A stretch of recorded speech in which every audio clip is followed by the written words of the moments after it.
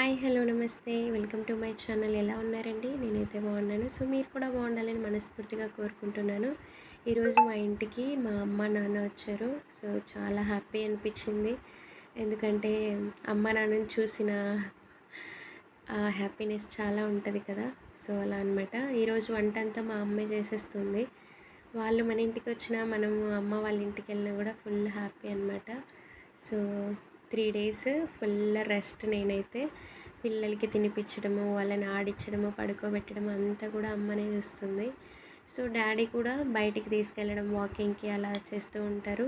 So వాళ్ళు వచ్చిన తర్వాత నేను ఫ్రీ అయిపోయాను. సో ఐఎమ్ సో హ్యాపీ అనమాట. కానీ కొన్ని రోజులే కదా, మళ్ళీ మన డ్యూటీస్ మొదలవుతాయి. బట్ అయితే ఉన్నన్ని రోజులైనా హ్యాపీగా ఉండాలి కదా. మరి మీ ఇంట్లో కూడా ఇలాగైనా, మరి అందరి ఇళ్ళల్లో కూడా ఇలాగే జరుగుతూ ఉంటుంది.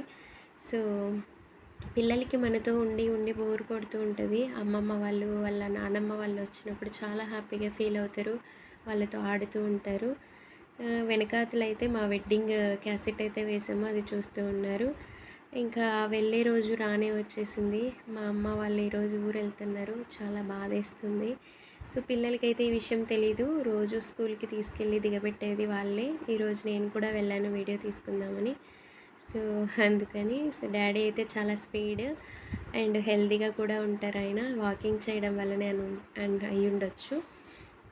చూడండి ఇలా స్కూల్లో డ్రాప్ చేస్తుంటే, మీరు వెళ్తారు కదా, మీరు వెళ్తారు నాకు తెలుసు అంటున్నాడు పెద్దోడైతే. వెళ్ళం పోనానా అని చెప్తుంది అమ్మ. సో లాస్ట్కి అయితే వెళ్ళే క్షణం అయితే వచ్చేసింది. వెళ్తున్నారు. అమ్మ అయితే కన్నీళ్ళు పెట్టుకుంటుంది. ఏ తల్లికైనా బిడ్డ నుంచి వేరవ్వడం అంటే చాలా కష్టం కదా. నాకు కూడా ఏడుపు వస్తుంది, కానీ కంట్రోల్ చేసుకున్నాను. ఎందుకంటే నేను ఏడిస్తే వాళ్ళు ఇంకా బాధపడతారు.